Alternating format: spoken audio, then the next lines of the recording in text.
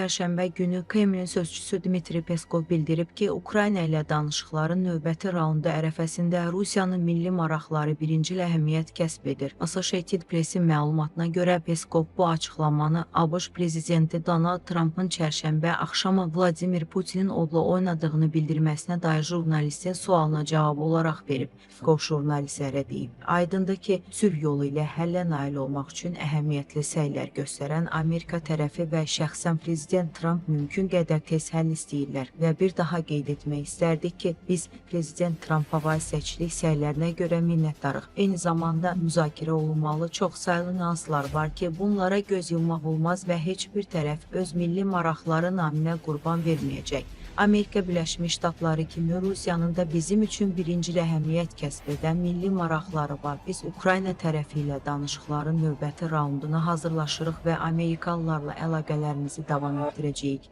Peskov qeyd edib ki, Rusiya Ukrayna məsələsinin həlli ilə bağlı memorandum üzərində işləri tamamlayır. Jurnalistlərə deyib, iş son mərhələsindədir və sənəd tezliklə təqdim olunacaq. Sənəddə Rusiyanın Ukraynadan NATO-ya üzvlük cəhdini dayandırması və NATO-nun şərqə doğru genişlənməsinə son qoyulması tələbinin olub-olmaması barədə suala o danışıqlar başa çatana qədər konkret məsələlərə şərh verməyəcəyini deyib. Putin ilə Zelenski arasında görüşün və ya Trump və Ukrayna lideri ilə üç tərəfli görüşün mümkün olub-olmaması barədə suala Peskov cavab verib ki, belə bir görüş Rusiya və Ukrayna nümayəndə heyətləri danışıqlar zamanı razılığa gəldikləri təqdirdə baş verə bilər. Buna Trumpın Ukrayna üzrə elçisi Kate Kellogg'un növbəti danışıqların Cenevrədə keçirilə biləcəyi barədə şərhdə soruşulub. Peskov danışıqların mümkün keçirilmə yeri ilə bağlı hələlik qərar qəbul edilmədiyini bildirib və əlavə edib ki, bu hər iki tərəf üçün məqbul olmalıdır. Понятно, что прикладывающая изрядные усилия для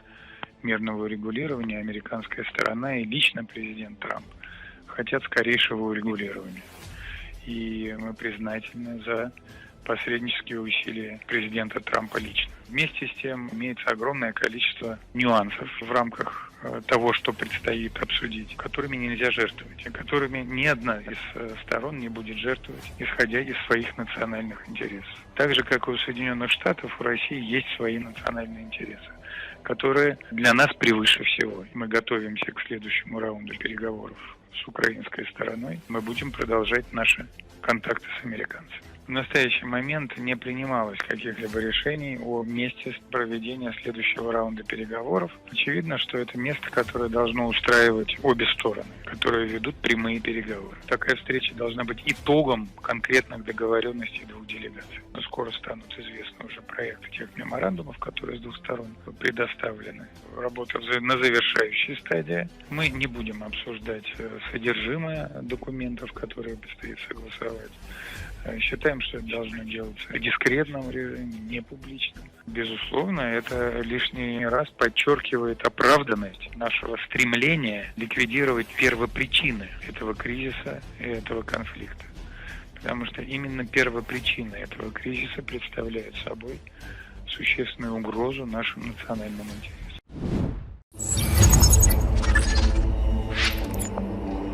Rusiya ordusunda Ukraynaya qarşı döyüşməyə hazır olmayan əskərlər fərarilik etmək məcburiyyətində qalıblar. Bu riskli bir qərar olsa da, Vladimir Putinin diktatura rejimindən xilas ola bilər. Fransa qəzeti Le Monde jurnalistləri fərarilik etmək qərarına gələn bir neçə Rus əskəri ilə danışıblar. 22 yaşlı İlya Veytler və 24 yaşlı Danil Arfipov Avropada sığınacaq tapan onlarla Rus fərari arasındadır. Onlar müxbirlərə Ukraynaya qarşı müharibədə üzləşməli olduqları ilə bağlı danışıblar. Qiyafə xəttində Ukraynanın işğalının bəşəriyyətə, qardaş xalqa qarşı cinayət olduğunu anladım. Buna görə də orada iştirak etməkdən imtina etdim. Həyat yoldaşı ilə Fransanın Mel şəhərinə köçən Veytler müxbirlərə bildirib. Nəşr qeyd edib ki, Veytler və Arxipov şəxsiyyətlərini gizlətməmək qərarına gəliblər. Onlar əmindirlər ki, Rusiya xüsusi xidmət orqanları bilinən fərariləri gizlənənlərdən daha az axtaracaq. qaytaracaqlar. Jurnalistlər öyrəniblər ki, Veytsev Rusiyanın Ukraynanın işğalından əvvəl də orduda xidmət edib. Onun sözlərinə görə Kaliningradda hərbi texnikaların yanacaq sərfiyyatı barədə hesabatlar yazıb.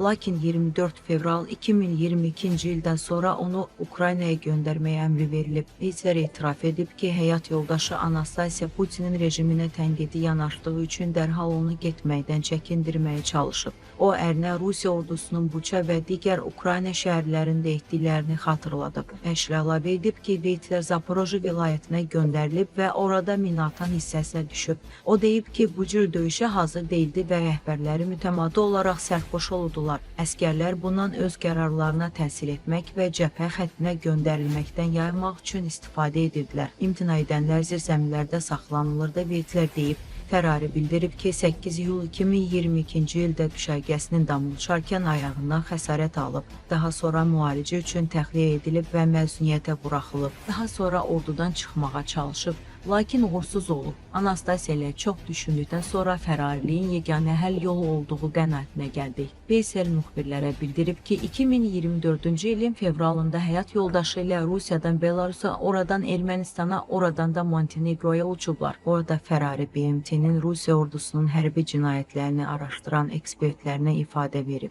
Daha sonra Veytsev Bosniyadan Xorvatiyaya gedib və orada ilk siyasi sığınacaq tələbini irəli sürüb. Daha sonra Macaristana davam edib və 2024-cü ilin dekabrında Budapeştdən Parisə uçub. Fransaya uçuş zamanı Veytsev Gürcüstanda yerləşən İDTDSAM anti-müharibə təşkilatından dəstək alıb. İkinci Rus əskəri Arxipov müxbirlərə bildirib ki, ən çox Rusiya xüsusi xidmət orqanları tərəfindən tutulmaqdan qorxur. O vurğulayıb ki, Rusiyanın Ukraynanın işğalını dəstəkləmir. Əgər Putin bu müharibəni qazansa, gələcək hücumlar üçün tam sərbəstlik əldə edəcək. O dayandırılmalıdır. Buna görə də fərarili yetdim Arxipov deyib. Ferrari Rusiyaya qayıtmaq niyyətində olmadığını bildirib. O, jurnalistlərə sağ əlini göstərib, hansı ki, kiçik barmağı yox idi. Keçmiş Rus əskəri həyatını xilas etmək üçün özünə xəsarət yetirdiyini etiraf edib.